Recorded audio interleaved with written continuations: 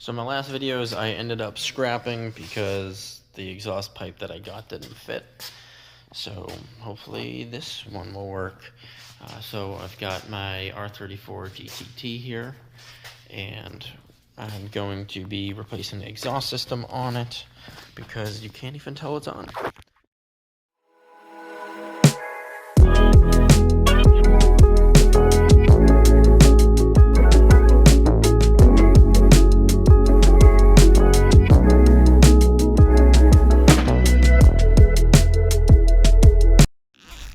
Now I've got it on the lift, and you can see this muffler is massive. The cat that was here, unfortunately the pipe that I got didn't fit in between, so that's the reason for initially getting the whole system. So we're gonna see if this all fits and hopefully have some good sounds coming from it.